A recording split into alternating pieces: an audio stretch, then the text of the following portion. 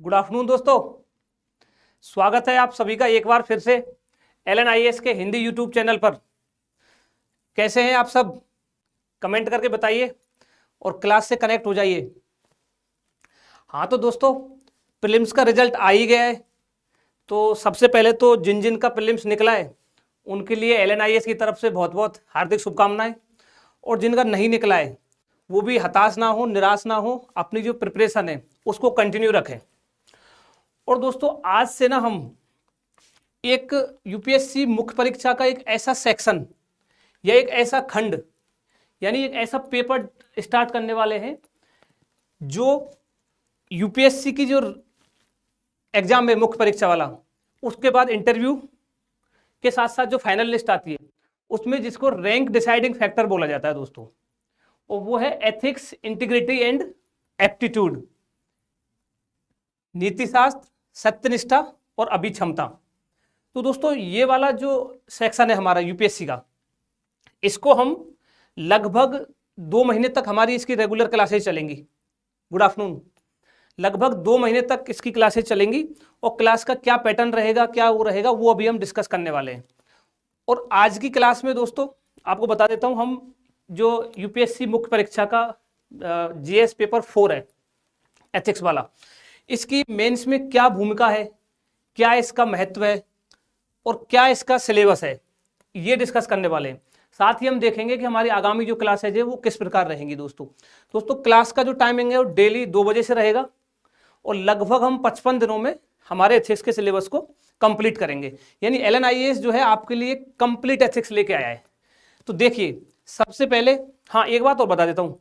अब ये जो वाला हमारी जो क्लासेज है ना दोस्तों, जो चलने वाली है अगले 2 महीने तक, ये जिनका प्रीलिम्स निकला है उनके लिए तो उपयोगी है ही, साथ ही मान लीजिए जिनका प्रीलिम्स नहीं निकला है, या फिर जो न्यू बच्चे हैं, नए बच्चे हैं, जो नए एक्सपीरियंस है, जो अभी जुड़े हैं, जो इन्होंने अभी यूपीएससी के लिए प्रिपरेशन स्टार्ट किया है, कुछ सेक्शन पढ़ चुके हैं, ये उनके लिए भी उतना ही उपयोगी है।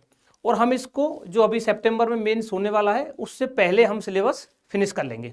ठीक है, तो ये दोनों के लिए उपयोगी है। इस बार जो मेंस दे रहे हैं उनके लिए भी उपयोगी है, और जो 2025 में अपना अटेम्प्ट देंगे उनके लिए भी उतना ही उपयोगी है।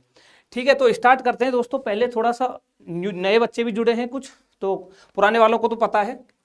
तो हम पहले यूपीएससी का जो एग्जाम का पैटर्न है उसको थोड़ा सा देख लेते हैं। देखिए दोस्तों, सबको पता है आपको, फर्स्ट स्टेज जो है यूपीएससी की, वो एक सेकंड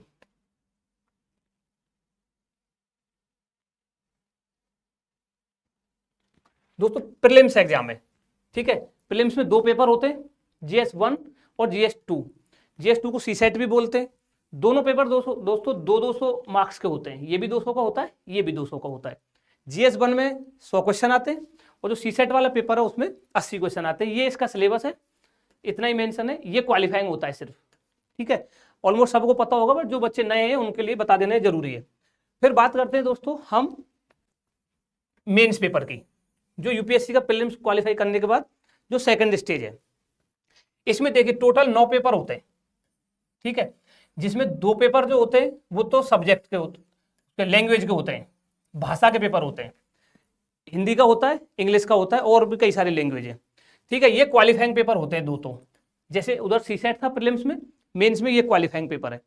7 जो पेपर होते हैं दोस्तों उनका मेरिट बनता है, यानी मेंस में उनके मार्क्स जुड़ते हैं, इंटरव्यू जो फाइनल मेरिट लिस्ट बनती है। अब इसमें अगर हम बात करें दोस्तों, निबंध का पेपर होता है एक, तो ऐसे का 250 मार्क्स का होता है। 2 निबंध लिखने होते हैं, सेक्शन में बटा हुआ होता है पेपर, सेक्शन ए और सेक्शन बी। सेक्शन ए में 4 निबंध लिखे हुए होते हैं, और सेक्शन बी में भी 4 निबंध पूछे हुए होते हैं। हमको 4 में से अपने हिसाब से जो हमको अच्छा लग रहा है, एक निबंध सेक्शन ए से लिखना होता है, एक निबंध सेक्शन बी से लिखना होता है। ठीक है, ऐसे के बाद दोस्तों जीएस के 4 पेपर होते हैं सामान्य अध्ययन के, general studies paper 1, general studies paper 2, paper 3 और पेपर 4।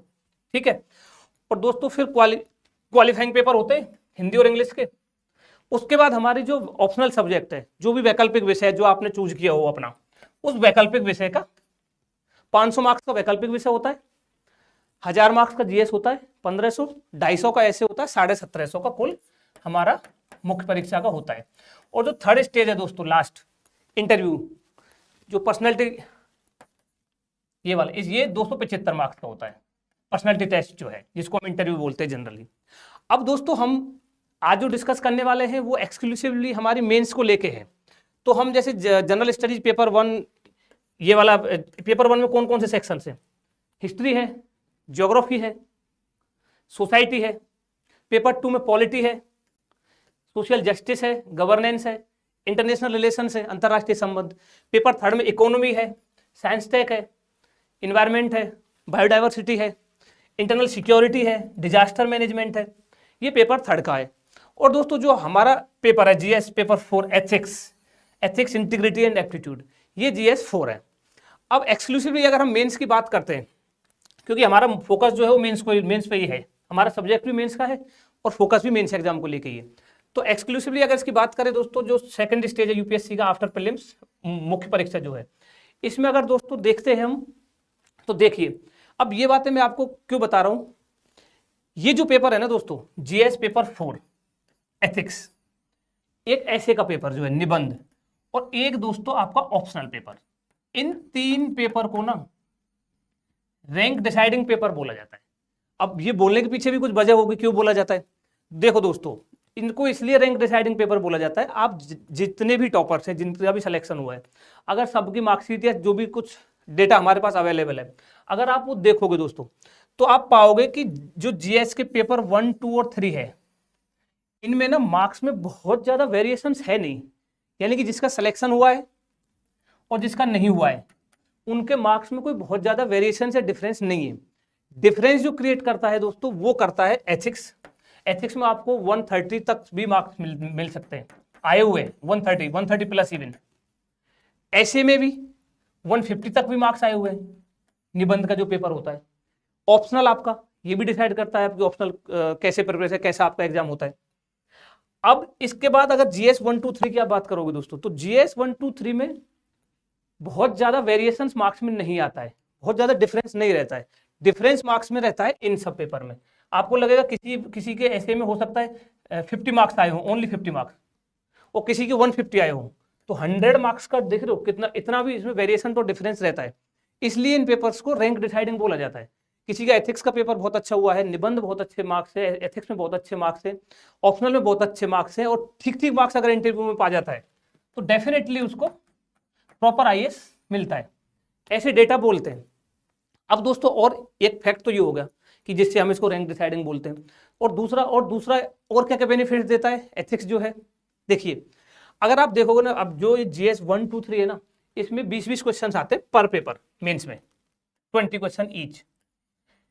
20 क्वेश्चन कैसे रहते हैं, जो 1 से 10 तक जो सवाल है उसका आंसर दोस्तों 150 शब्दों में लिखना होता है। 10 अंक का एक क्वेश्चन होता है, ठीक है।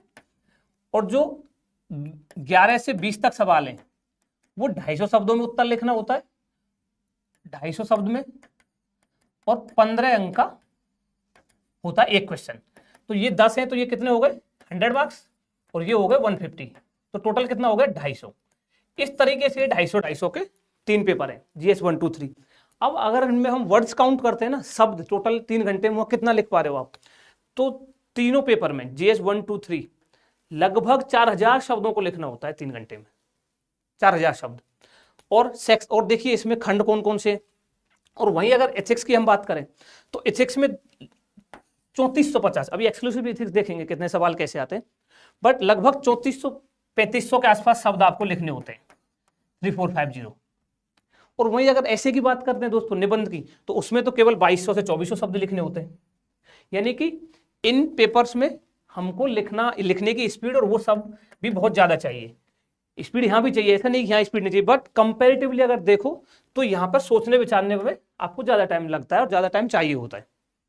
अब दूसरा एक और इसमें देखिए, अगर हम बात करते हैं, ये सारी बातें ना आप पेपर मिला सकते हो। जैसे हम बात करते हैं पेपर 1 की, पेपर 1 में हिस्ट्री है। अब हिस्ट्री में भी देखो कौन कौन सी हिस्ट्री है, एंशियंट है, मिडाइवल है, मॉडर्न है, पोस्ट इंडिपेंडेंस है, वर्ल्ड हिस्ट्री है।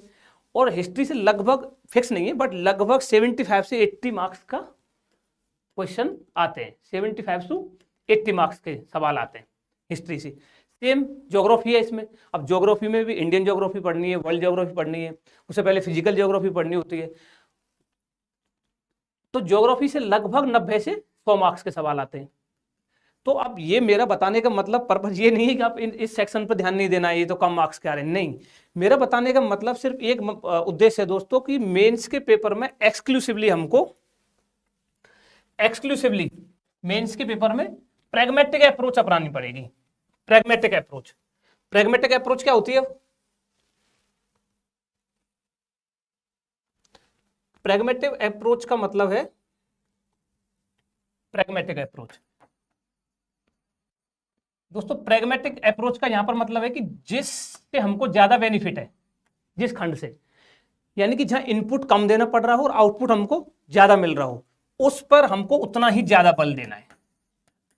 और जहां पता लगा कि इनपुट हम बहुत ज्यादा दे रहे हैं बट उतना आउटपुट नहीं निकल के आ रहा है, फॉर एग्जाम्पल मान लीजिए कोई ऐसा सेक्शन है जिससे 20 मार्क्स के ही क्वेश्चन आते हैं, और पता लगा उस पर आप 3 महीने से उस सब्जेक्ट को पढ़ रहे हो जिससे 20 मार्क्स से सवाल आते हैं या 30 मार्क्स से सवाल आते हैं, और जहां सीधा 250 मार्क्स का आ रहा है उसको आप उपेक्षित कर रहे हो। ऐसे के पेपर के बारे में बोला भी जाता है कि सबसे उपेक्षित पेपर है। उपेक्षित मीन्स इस पर बच्चे ध्यान नहीं देते हैं, जितना बाकी इन सब्जेक्ट्स इन पेपर्स को पढ़ते हैं उतना ऐसे को नहीं पढ़ते।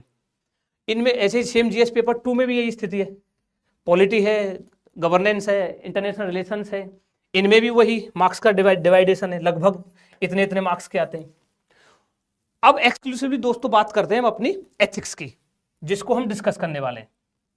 देखिए अब एथिक्स की अगर हम बात करते हैं दोस्तों, जीएस पेपर 4 है, 250 मार्क्स का है, इसमें टोटल 12 सवाल होते हैं, ठीक है।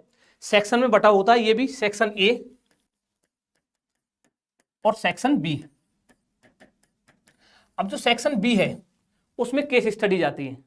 केस स्टडीज कैसे होती है, क्या होते हैं, हम डिस्कस करेंगे आगे क्लासेज में।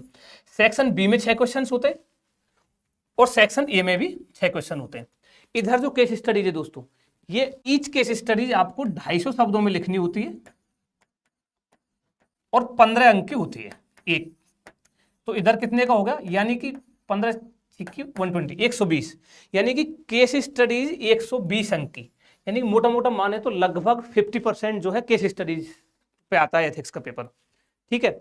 और जो बाकी 6 सवाल है इधर, अभी जो 6 सवाल होते हैं ना, इनमें भी वो पार्टीशन करके देते हैं। जैसे फॉर एग्जांपल मान लीजिए कुछ 6 में से 5 सवालों में तो वो देते हैं ए और बी, और एक सवाल में वो ए बी और सी दे देते हैं। फॉर एग्जांपल मान लीजिए इसका जो 6 सवाल है उसमें पहला सवाल जो है उसमें ए भी है, ए अलग क्वेश्चन है और बी अलग क्वेश्चन है। और फॉर एग्जांपल मान लीजिए क्वेश्चन नंबर 3 है, उसमें ए भी है, बी भी है और सी है। तो जब ए बी सी ऐसे इनको बांटते हैं ना, तो इसमें से लगभग क्या फिक्स 13 क्वेश्चंस बन जाते हैं। क्योंकि देखिए ना, 5 में तो ये हो गया ए बी यानी 10 तो ये हो गए, और एक में ए बी सी 10 + 3 13 सवाल। और ये जो 13 सवाल होते हैं ये लिखने होते हैं हमको 150 वर्ड्स में, 150 शब्दों में, प्रत्येक 10 अंक का। तो 113 का हो गया, यानी सेक्शन ए 130 का और सेक्शन बी 120 का, और टोटल कितना हो गया 250 एथिक्स का। ये हमारा दोस्तों, अगर हम बात करते हैं इसकी एथिक्स की इंपॉर्टेंस की। अब इसके साथ साथ पता है, अब अगर आप एथिक्स को अच्छे से पढ़ लोगे ना, ये आपकी कहाँ कहाँ हेल्प करेगा, किन किन जीएस के किन किन सेक्शंस में आपकी हेल्प करने वाला है वो हम अभी देखेंगे। निबंध में आपकी कितना हेल्प करने वाला है वो अभी हम देखेंगे, साक्ष्य के साथ देखेंगे कि निबंध में कितनी हेल्प करेगा, जीएस के पेपर 1 में कितनी हेल्प करेगा, जीएस पेपर 2 में भी ये हेल्प करेगा आपकी। और ओवरऑल बताए ना, इंटरव्यू में भी आपकी डायरेक्टली हेल्प करने वाला है एथिक्स का पेपर। क्योंकि आपने यूट्यूब वगैरह पर जो टॉपर्स के मॉक इंटरव्यूज वगैरह होते हैं देखे हो बहुत सारी कोचिंग्स के, तो आपने देखा होगा ना, उनसे जब इंटरव्यू में जो सवाल पूछते हैं सिचुएशन बेस्ड होते हैं। तो वो सिचुएशन पूछते हैं कि ऐसा, आप सपोज कीजिए आप डीएम है, सपोज कीजिए आप इस पद पर हैं, सपोज कीजिए आप इस पद पर हैं, आपके साथ ये हो जाता है, तो इस सिचुएशन में आप क्या करोगे। तो वो क्या है, वो आप कहाँ सीखोगे, वो केस स्टडीज तो है दोस्तों, एथिक्स ही तो है। यानी ओवरऑल वो भी इंटरव्यू में भी आपकी हेल्प करने वाला है। अब कहाँ का करने वाला है देखिए, अब इसको हम समझते हैं। देखो अब बात करें अगर दोस्तों सिलेबस की, तो एथिक्स के सिलेबस में टोटल 7 टॉपिक हैं, 7 टॉपिक्स है, और 7 फिर 8वें टॉपिक में लिखा हुआ है कि इन 7 टॉपिक्स पर बेस्ड केस स्टडीज, यानी कि टोटल 8 टॉपिक है, ठीक है। अब इनको हम कैसे कैसे कवर करने वाले हैं देखिए। अब इसकी इंपॉर्टेंस की जो हम बात कर रहे थे अभी, जैसे अब देखो इसमें सीधा सीधा ये देखो कि पहला टॉपिक है इंग्लिश में भी सिलेबस को रेफर करना है। पता है क्यों, क्योंकि जो ट्रांसलेशन है ना वो यूपीएससी का बहुत शब्दों का ऐसा है जो नहीं होना चाहिए। देखिए पहला टॉपिक है एथिक्स एंड ह्यूमन इंटरफेस, नीति शास्त्र एवं मानवीय सह संबंध। ठीक है, इसमें देखो ये सारे टॉपिक अभी देखेंगे आगे, पर देखिए क्या है इस टॉपिक में, क्या पढ़ेंगे हम, महान नेताओं, महान सुधारकों और महान प्रशासकों के जीवन तथा उनके उपदेशों से शिक्षा, ये पढ़ेंगे। अब नेताओं में हम क्या क्या पढ़ेंगे, हम देखो गांधी पढ़ेंगे, जवाहरलाल नेहरू पढ़ेंगे, पटेल पढ़ेंगे, डॉक्टर भीमराव अंबेडकर पढ़ेंगे, इनकी क्या क्या शिक्षाएं रही हैं वो सब हम इसमें डिस्कस करने वाले। अब ये टॉपिक हिस्ट्री में पढ़ते हैं, यानी कि जीएस पेपर 1 जो हिस्ट्री वाला है, उसमें हिस्ट्री का सेक्शन है, उसमें भी ये सब पढ़ोगे आप। बट पता है वहां क्या होता है कि वहां घटनाक्रम या कालक्रम पर ज्यादा ध्यान दिया जाता है हिस्ट्री में, उनकी शिक्षाओं और उन सब पर इतना बल नहीं दिया जाता है। वहां बस ये डिस्कस करेंगे कि गांधी चंपारण गए थे, खेड़ा गए थे, असहयोग आंदोलन किया, इन सब पर ज्यादा बल दिया जाता है। और I think I am not wrong, if I am not wrong, एक सवाल पूछा था यूपीएससी ने, क्या पूछा था कि गांधी और अंबेडकर, इनके जो वर्ण व्यवस्था संबंधी जो विचार है उनमें तुलना करवाई थी कि इन दोनों में क्या अंतर है, क्या डिफरेंस है वर्ण व्यवस्था में, गांधी क्या सोचते, अंबेडकर क्या सोचते हैं। अब एथिक्स को अच्छे से पढ़ा होगा, पढ़ोगे आप एथिक्स में, लिखना जीएस 1 में पूछा था ये सवाल हिस्ट्री में, हिस्ट्री वाले सेक्शन में, कि गांधी व अंबेडकर की वर्ण व्यवस्था संबंधी विचारों पर की तुलना कीजिए, ये सवाल था। तो हम पढ़ रहे हैं यहाँ पर और काम आएगा जीएस पेपर 1 में। अब जैसे ये पहला हो गया, अब दूसरा टॉपिक देखिए इसमें एटीट्यूड, तीसरा टॉपिक है एप्टीट्यूड, चौथा है इमोशनल इंटेलिजेंस, पांचवा टॉपिक है हमारा भारत तथा विश्व के नैतिक विचारकों तथा दार्शनिकों का योगदान। और देखिए इससे पहले और देखिए मूल्य, देखिए यहां पर मूल्य विकसित करने में, यानी कि वैल्यूज को मेंशन किया हुआ है। और आगे और देखिए लोक प्रशासन में सिविल सेवा मूल्य, और देखो ये भी देखिए सिविल सेवा के लिए अभिरुचि तथा बुनियादी मूल्य, यानी कि वैल्यूज, मूल्य को हम इतने टॉपिक्स में मेंशन किया हुआ है सिलेबस में। और मूल्यों पर ना दोस्तों हर बार तो नहीं कह सकते, लेकिन मूल्यों को लेकर निबंध, ऐसे जो पेपर डायरेक्ट मूल्य से रिलेटेड निबंध आए, देखिए आपको दिखाता हूं अगली स्लाइड में हमने लिखा, देखो ये ऐसे का पेपर है 2019 में पूछा हुआ है।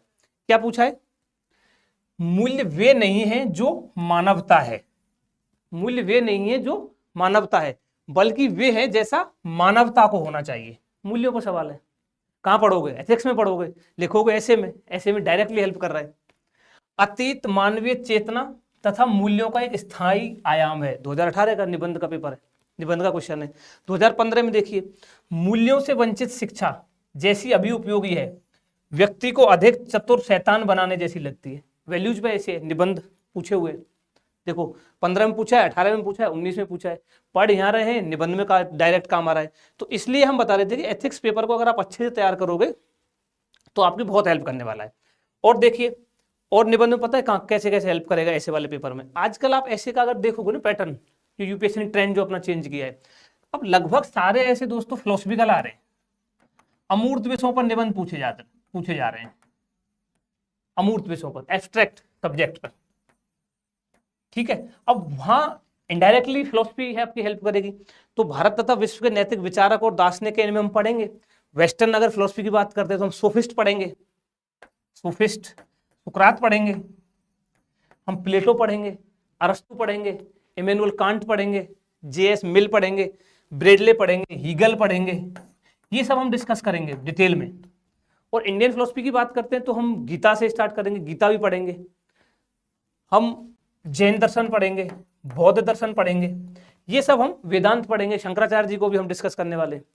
ये जो चीजें हम 5वें टॉपिक में पढ़ेंगे, ये इनडायरेक्टली डायरेक्टली आपके ऐसे में हेल्प करेगी, डेफिनेटली हेल्प करेगी।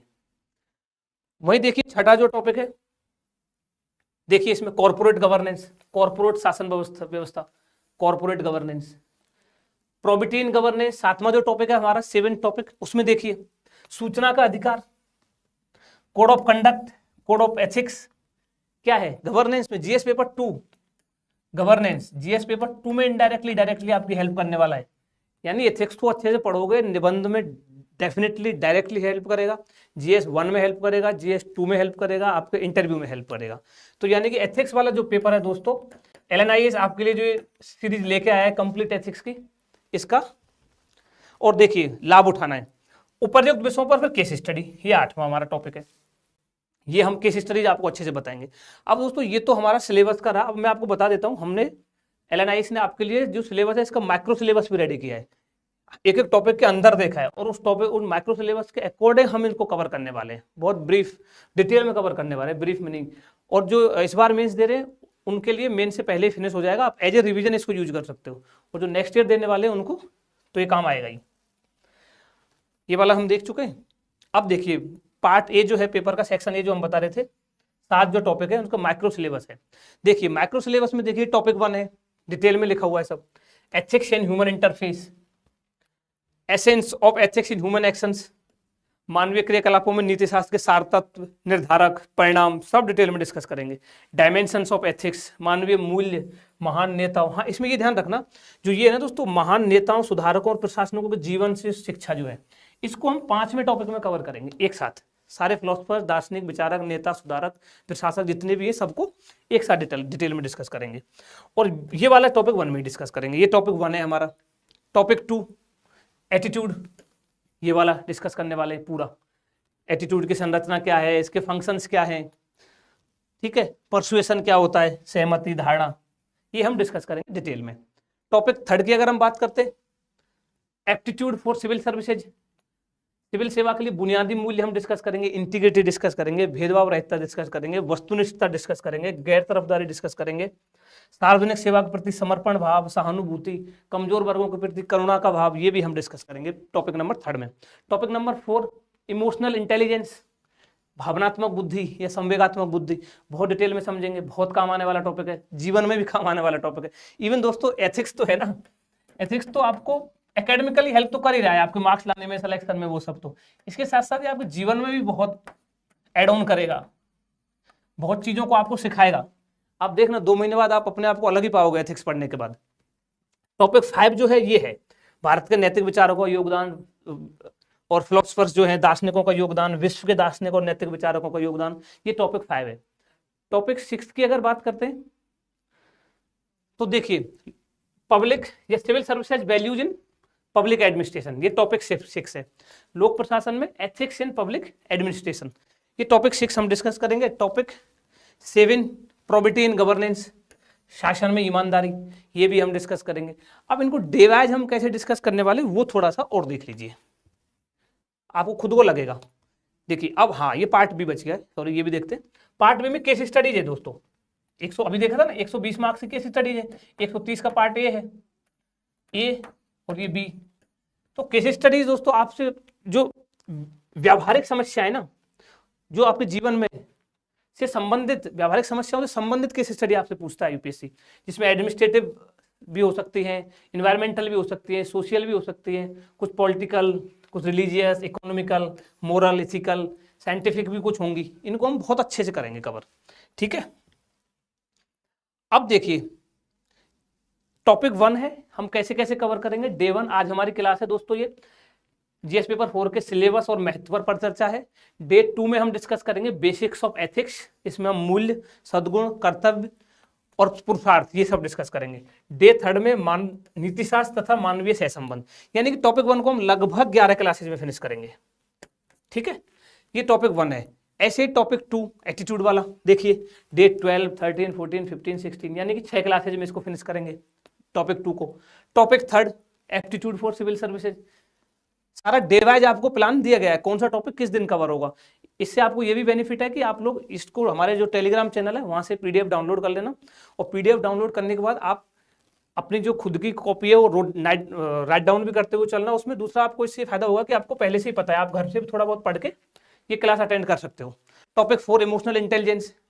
टॉपिक 5 देखो, इसको हम अलग अलग भाग में देखेंगे। पहले भाग में हम भारत के नैतिक विचारक देखेंगे, फिर नैतिक विचारक भारत के दो क्लास में भारत के नैतिक विचारक, फिर भारत के दार्शनिक देखेंगे 2 क्लासेज में, फिर 2 क्लासेज में विश्व के नैतिक विचारक देखेंगे, और फिर 2 क्लासेज में विश्व के दार्शनिक देखेंगे। इस तरीके से टॉपिक 5 को कवर करेंगे।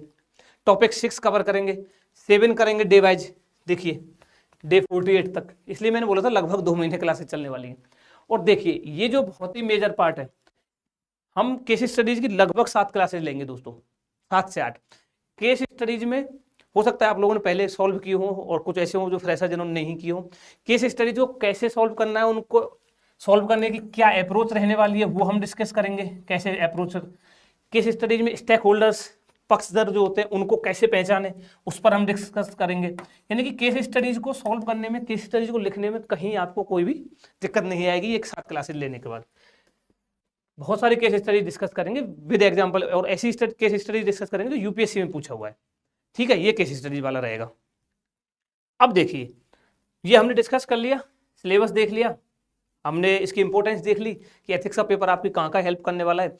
अब थोड़ा सा जो यूपीएससी ने अपने सिलेबस में 3 टर्म जो मेंशन किए हैं, एथिक्स, नीतिशास्त्र, सत्यनिष्ठा और अभिक्षमता, एप्टीट्यूड, ये 3 शब्द सिलेबस में उन्होंने मेंशन किया GS paper 4।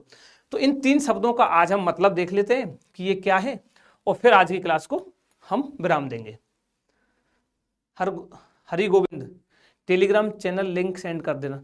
Hari Govind Telegram की जो लिंक है वो हमारे डिस्क्रिप्शन में दी हुई है क्लास के नीचे, आप वहां से क्लिक करके आप जाओगे टेलीग्राम खुल जाएगा, वहां से आप पीडीएफ डाउनलोड कर लीजिएगा। ठीक है, इसकी पीडीएफ मिल जाएगी। और हाँ, एक बात और बता देता हूँ दोस्तों, हम हर क्लास के बाद कुछ क्वेश्चंस भी डिस्कस करेंगे मेंस के, कि कैसे उनको लिखना है, अप्रोच क्या रहेगी हमारे आंसर राइटिंग एथिक्स को लेके। तो दोस्तों देखो, अब बात करते हैं नीतिशास्त्र की, एथिक्स। अब आपसे कोई पूछे नीतिशास्त्र क्या है, एथिक्स है क्या, आज ब्रीफ में देखेंगे, डेफिनेशन थोड़ा थोड़ा डिटेल में, इन तीनों पर डिटेल में क्लासेज होंगी। तो दोस्तों आपको बताना है, नीतिशास्त्र एक विज्ञान है। नीतिशास्त्र क्या है, एक विज्ञान है। अब विज्ञान कैसे, यानी कि भाई विज्ञान क्या होता है। दोस्तों विज्ञान क्या होता है, मतलब किसी भी क्षेत्र विशेष का, कोई भी किसी भी क्षेत्र विशेष का क्रमबद्ध और सुव्यवस्थित, क्रमबद्ध और सुव्यवस्थित अध्ययन ही विज्ञान होता है। यही तो करते हैं विज्ञान में। मान लीजिए जीव विज्ञान है, तो किसका अध्ययन करते हैं, जीवों का। भाई ऐसा तो है नहीं हम बायोलॉजी में, जीव विज्ञान में केमिकल की बात करते हो। केमिकल्स की किस में बात करते हैं, केमिस्ट्री में। रसायन विज्ञान में हम केमिकल्स, रसायन, विभिन्न प्रकार के रसायनों की बात करते हैं। फिजिक्स में हम तत्वों की बात करते हैं, भौतिकी, ऐसे तो करते हैं, वही तो होता है विज्ञान। यानी कि किसी क्षेत्र विशेष का क्रमबद्ध और सुव्यवस्थित अध्ययन ही विज्ञान है। और नीतिशास्त्र क्या है, एक विज्ञान है। अब भाई यहाँ बायोलॉजी में जीवों का अध्ययन कर रहे हैं, तो फिर हम पूछ सकते हैं कि नीतिशास्त्र एक विज्ञान है, तो फिर नीतिशास्त्र में किसका अध्ययन करते हैं। तो दोस्तों नीतिशास्त्र में हम अध्ययन करते हैं मानव के आचरण का। इसका क्षेत्र विशेष क्या है, नीतिशास्त्र का मानव के आचरण का अध्ययन करते हैं। यानी कि और क्या करते हैं उसमें अध्ययन में, भाई जो मानव के आचरण है उनको हम बताते हैं कि ये उचित है और ये आचरण अनुचित है, ये हम डिस्कस करते हैं इसमें। दूसरा, अब विज्ञान भी 2 तरीके की होती है, ये मिटा देता हूं 1 सेकंड।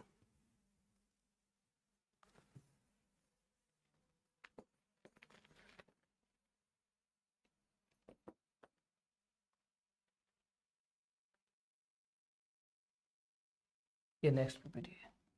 अब देखिए विज्ञान भी दोस्तों, नीतिशास्त्र क्या है, विज्ञान है, क्योंकि इसमें मानव के आचरण का अध्ययन किया जाता है।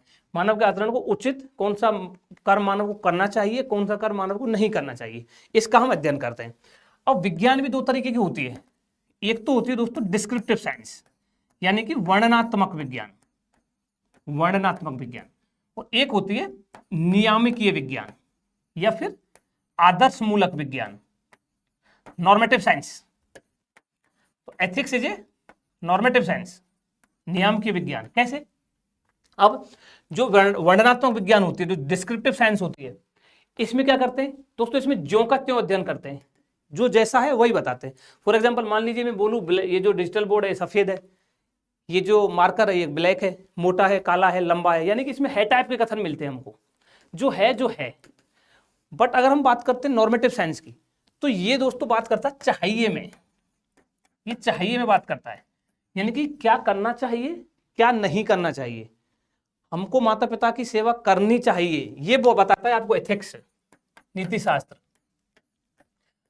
अब क्या हो, अब इसमें क्या बोलेंगे हम, कि आपसे कोई पूछे नीतिशास्त्र क्या है, तो हम बताएंगे नीतिशास्त्र एक नियामकीय विज्ञान है, नीतिशास्त्र एक आदर्श मूलक विज्ञान है, जिसके अंतर्गत हम विभिन्न मानदंडों और विभिन्न सिद्धांतों के आधार पर मानव के आचरण को उचित और अनुचित के रूप में निर्धारित करते हैं। अब वो निर्धारण क्यों करते हैं, ये क्यों कर रहे हैं, तो दोस्तों सीधी सी बात है, ये निर्धारित हम करते हैं क्योंकि जिससे व्यक्तिगत हित और जो सामाजिक हित है उनमें सामंजस्य बना रहे। अब व्यक्तिगत हित और सामाजिक हित क्या होते हैं दोस्तों? अगर कोई व्यक्ति समाज के हितों की उपेक्षा करे, खुद के हितों को वरीयता दे, तो वो व्यक्तिगत हित और जो सामाजिक हित है उनमें कॉन्फ्लिक्ट आएगा। फॉर एग्जाम्पल, इसको एक डॉक्टर वाले एग्जाम्पल से ले लीजिए। कोई डॉक्टर है, सपोज कीजिए आप उसके पास गए, अब हो सकता है जो उसको आपने जो जांचें करानी, जो एग्जामिनेशन कराने, उनकी नीड ही नहीं हो, उसने 10 तरीके की अनाप शनाप जांचें लिख दी हो बस खुद के फायदे के लिए, तो क्या कर रहा है वहां पर डॉक्टर? वो अपने व्यक्तिगत हितों को तो वरीयता दे रहा है, पर्सनल इंटरेस्ट को, और जो सामाजिक हित है, जो पब्लिक इंटरेस्ट है, उनको वो उपेक्षा कर रहा है। फॉर एग्जाम्पल, दूसरा खुद के लिए सोच लीजिए, दिवाली का टाइम है, मान लीजिए हम सफाई कर रहे हैं, आपने कचरा उठाया घर का और बाहर सड़क पर जाके पटक दिया, आपने खुद का हित तो साध लिया, यानी कि आपने पर्सनल इंटरेस्ट तो सही कर लिया, लेकिन उससे कचरे से जितनी बीमारियां फैलेंगी, दूसरों को समाज में दिक्कत खड़ी करेगा, वो भी तो सामाजिक हित है ना। तो नीतिशास्त्र जो है व्यक्तिगत हित और सामाजिक हित में सामंजस्य स्थापित करता है। दूसरा, ये मानवीय जीवन को सुखद बनाता है। कैसे दोस्तों? मानवीय जीवन को सुखद, अब सब लोग अगर अच्छा करेंगे तो ऑब्वियस सी बात है मानवीय जीवन सुखद ही होगा ना। ये हो गया दोस्तों नीतिशास्त्र। अब नीतिशास्त्र के बाद दूसरा देखिए, एक और शब्द डिटेल में, नीतिशास्त्र क्या है, मानव के साथ क्या संबंध है, डिटेल में डिस्कस होगा। यहां बस इतना समझ लीजिए इसका बेसिक मीनिंग क्या है। अब बात करते हैं सत्यनिष्ठा की। तो दोस्तों सत्यनिष्ठा में इसके देखो, पहले इसके शाब्दिक अर्थ अगर हम बात करें तो इसका शाब्दिक अर्थ कह रहा है सत्य प्लस निष्ठा, यानी कि क्या है? सत्य के प्रति आपकी निष्ठा, सत्य के प्रति आपकी प्रतिबद्धता, सत्य के प्रति आपका कमिटमेंट, आपका दृढ़ विश्वास, वो है सत्यनिष्ठा। फॉर एग्जाम्पल, इसको आप ऐसे सोचो कि आप कोचिंग आए हो, ठीक है, आप कोचिंग आए हो, एलएन पढ़ने आए हो, और बाहर आपको रिसेप्शन पे कहीं कोई पर्स पड़ा हुआ मिल जाता है। आपने देखा उसमें कुछ पैसे हैं और कुछ डॉक्यूमेंट्स हैं। तो हो सकता है कुछ बच्चे तो क्या करेंगे, नहीं बताएंगे, उसको ले जाएंगे घर पे, जमा ही नहीं कराएंगे रिसेप्शन पे। बट कुछ हो सकता है उसको लेके आए और उसको सुरक्षित जमा कराएं कि ये मिला है हमको, जिससे जिस व्यक्ति का खोया था उसको मिल जाए। तो ये क्या है? Good afternoon sir. तो ये क्या है? सत्य के प्रति निष्ठा, यानी कि आपका किसी के प्रति निष्ठा है, आपके किसी के प्रति दृढ़ विश्वास है। तो इस एग्जाम्पल में एक मूल्य है ईमानदारी, वैल्यू, यानी कि आपकी ईमानदारी के प्रति आप दृढ़ विश्वास है आपका कि मैं जो कर रहा हूं, ये जो पर्स में वापस दे रहा हूं, ये सही है, ये आपका दृढ़ विश्वास है। तो आप पर्सन हो विद इंटीग्रिटी, सत्यनिष्ठ व्यक्ति हो। वही एक एग्जाम्पल और समझिए। फॉर एग्जाम्पल, आप एसपी लगे हुए हो, कोई व्यक्ति है, अधिकारी लगा हुआ है किसी जिले में, एसपी लगा हुआ है, उसने एक क्रिमिनल को रंगे हाथों पकड़ा, ठीक है, रंगे हाथों उसने उस क्रिमिनल को पकड़ लिया। पकड़ने के बाद जो अधिकारी है वो बोल रहे हैं कि इसको तो मैं सजा दिलवा के मानूंगा, ठीक है, बोल दिया। लेकिन बाद में पता लगा 1 घंटे बाद किसी नेता का कॉल आया और नेता ने उनको कोई लोभ लालच या फिर जो भी डराया धमकाया किया, और बाद में वो बोलने लगे अधिकारी जी कि ठीक है इसको छोड़ देते हैं, उसको छोड़ दिया। तो क्या है? Lack of integrity. हम उस अधिकारी को सत्यनिष्ठ नहीं कहेंगे, उसमें सत्यनिष्ठा का अभाव है, ये हम कहेंगे। ये है सत्यनिष्ठा। सत्यनिष्ठा पे डिटेल में क्लास होगी, आप अच्छे से, बहुत लंबी क्लास चलेगी, एथिक्स वाले पे भी होगी। अभी यहाँ पर बस इनका शब्द जो 3 दिए हुए हैं यूपीएससी ने वो समझ रहे हैं। अगला देखिए अभिक्षमता, एप्टीट्यूड। अब एप्टीट्यूड क्या है? एप्टीट्यूड को देखो, एक हम जो ऐतिहासिक एक घटना है उसे समझते हैं चाणक्य वाले एग्जाम्पल से। दोस्तों एक बार क्या होता है, जो कौटिल्य चाणक्य वो गुजर रहे थे एक गांव से, ठीक है, चाणक्य। तो जब वो जा रहे थे वहां से, तो उन्होंने देखा कि एक बच्चा है, एक नाटक खेल रहे हैं, बच्चे खेलते होते ना, तो वहां पर एक बच्चा है जो ऐसे नाटक में राजा बना हुआ है, सिंहासन पर बैठा हुआ है, ठीक है, और कुछ बच्चे जो हैं वो प्रजा बने हुए हैं, और वो क्या कर रहे हैं, उस राजा से अपनी समस्याएं बता रहे हैं। उस नाटक चल रहा है, उनका आपस में खेल रहे हैं बच्चे। अब वो जो नाटक में चल रहा है, वो जो अपनी समस्याएं बता रहे हैं उसको, यहाँ जो बैठा बच्चा है उसको, वो उनकी जो समस्या, उनको बहुत ही बखूबी से आंसर दे रहा है, मतलब उन समस्याओं को सुलझा रहा है, जो जो समस्या बता रहे हैं। चाणक्य ने उसको देखा, यार ये तो बहुत ही इंटेलिजेंट और टैलेंटेड यानी कोई बच्चा है, अगर इसको उचित वातावरण और उचित अगर प्रशिक्षण मिल जाए तो ये बहुत बड़ा राजा बन सकता है। तो दोस्तों उन्होंने उनकी पेरेंट्स की परमिशन से उनको लिया, उनको उचित प्रशिक्षण दिया, उचित वातावरण दिया, और इनको राजा बनाया। ये कौन थे आप समझ गए होंगे दोस्तों? चंद्रगुप्त मौर्य, नंदवंश को उखाड़ने वाले, भारत के महानतम शासकों में से एक चंद्रगुप्त मौर्य। अब इस एग्जाम्पल में चाणक्य ने क्या देखा था चंद्रगुप्त मौर्य में? उनका एप्टीट्यूड अभिक्षमता, यानी कि उनका जो अंतर्निहित सामर्थ्य है, जो छिपा हुआ उनमें कैपेबिलिटी है, उसको देखा था। और उसको अगर हम प्रॉपर ट्रेनिंग दें और प्रॉपर अगर माहौल दें तो वो उसको भविष्य में साकारित किया जा सकता है। अब जो सीसेट होता है हमारा, सिविल सर्विसेज एप्टीट्यूड टेस्ट, ये क्या है? यूपीएससी आपका एप्टीट्यूड टेस्ट कर रही है कि भाई इस सर्विसेज के लिए हो एलिजिबल या नहीं हो। सेम सचिन तेंदुलकर वाला एग्जांपल ले सकते हैं हम। सचिन तेंदुलकर के कोच ने क्या देखा सचिन तेंदुलकर में कि यार इतना अच्छा प्लेयर है, उनको अंतर्निहित जो कैपेबिलिटी थी, जो अंतर्निहित सामर्थ्य था, उसको देखा, उसको भांपा और उसको उचित ट्रेनिंग दी, उचित वातावरण दिया, और आज विश्व के महानतम बल्लेबाजों में से एक है सचिन तेंदुलकर। वहीं अगर सचिन तेंदुलकर को बोला जाता है कि आप फुटबॉल खेलिए तो कठिनाई उत्पन्न हो जाती, उनको बोला जाता आप आईएएस बनिए तो बहुत ही समस्या आती। तो उनके अंदर अंतर्निहित सामर्थ्य, क्षमता थी क्रिकेटर बनने की। तो यही एप्टीट्यूड है। यानी अब क्या हो गया एप्टीट्यूड अगर बोले दो लाइन में, तो यानी कि किसी व्यक्ति का किसी क्षेत्र विशेष में अंतर्निहित सामर्थ्य या क्षमता ही उसका एप्टीट्यूड है, अभिक्षमता है, जिससे भविष्य में उचित प्रशिक्षण और उचित वातावरण के माध्यम से साकारित किया जा सकता है। अब साकारित का मतलब क्या होता है दोस्तों? जैसे साकारित का मतलब, अभी जैसे आप आईएएस की तैयारी कर रहे हो, तो अभी आईएएस का आपके अंदर विचार है सिर्फ कि मुझे आईएएस बनना है, बने थोड़ा ना हो। जिस दिन आप आईएएस बन जाओगे तो उसको हम बोलेंगे कि आपका जो विचार था वो साकारित हो गया। ये है दोस्तों एप्टीट्यूड। तो हमने आज की क्लास में क्या क्या इश्यू है? Good afternoon. हाँ, टेलीग्राम वाला बता दिया ना, लिंक है डिस्क्रिप्शन में नीचे। हाँ, डेली होगी क्लास, सोमवार से शनिवार डेली क्लास होगी, मेंस तक चलेगी, मेंस तक फिनिश कर लेंगे पूरा सिलेबस, ठीक है। ये तीनों शब्द हमने देखे, एथिक्स देखा, इंटीग्रिटी देखा और एप्टीट्यूड देखा। अब कल की क्लास में हम बेसिक्स ऑफ एथिक्स देखेंगे और उसके बाद क्लास हमारी चलती रहेंगी। अगर हम कुछ डेफिनेशंस की बात करें दोस्तों, तो ये आप पढ़ लीजिएगा, टेलीग्राम चैनल से पीडीएफ में लिखी हुई है एथिक्स की। अगर कुछ जैसे मैकेंजी के अनुसार एथिक्स क्या है, नीतिशास्त्र क्या है? भाई मैकेंजी के अनुसार नीतिशास्त्र मनुष्यों की आदतों की पृष्ठभूमि में स्थित सिद्धांतों का विवेचन तथा उनकी अच्छाई व बुराई के कारणों का विश्लेषण करना है। सिंपल सी डेफिनेशन है। और वही प्लेटो क्या कहता है, यूनानी दार्शनिक है प्लेटो, वो नीतिशास्त्र को क्या बताते हैं? उनके अनुसार नीतिशास्त्र न्याय का विवेचन है, न्याय का विवेचन ही नीतिशास्त्र है। वहीं अरस्तु क्या कहते हैं कि नीतिशास्त्र मानव जीवन के चरम लक्ष्य का अन्वेषण है। यानी कि अरस्तु इसमें नीति शास्त्र जो है, जो नैतिकता है, उसको मानव जीवन का चरम लक्ष्य बताते हैं। और उस चरम लक्ष्य को प्राप्त करने की जो जर्नी है, जो अन्वेषण है, जो खोज है, वो नीति शास्त्र के माध्यम से संभव है। यानी कि वो क्या कहते हैं, वस्तुतः अन्य सभी जो लक्ष्य है ना, वो चरम लक्ष्य के साधन है। यानी कि जो चरम लक्ष्य है, जो उसका जो अन्वेषण है, उनके साधन है बाकी सब, और जो नैतिकता है वो चरम लक्ष्य है। ये अरस्तु के अनुसार है। कांट क्या कहते हैं, वो कर्तव्य शास्त्र, कर्तव्य के लिए कर्तव्य, कांट इसको डिफाइन करते हैं। वही मनु के अनुसार अगर देखें तो आचार परमो धर्म है। उनका कहना है कि राग द्वेष से रहित सज्जन व्यक्ति विद्वानों द्वारा जो व्यवहार किया जाता है तथा अपना दृश्य भी उचित समझता है, वही व्यवहार हमारा धर्म है। ये विभिन्न डेफिनेशन है दोस्तों, इनको आप पीडीएफ से पढ़ लेना। तो अगली बार से हम अगली क्लास से बेसिक्स ऑफ एथिक्स देखेंगे दोस्तों। आज की क्लास को यहीं विराम देते। Thank you. Being a doctor I would like to suggest, पढ़ाई के साथ साथ आपको अपनी हेल्थ का भी उतना ही ख्याल रखना है।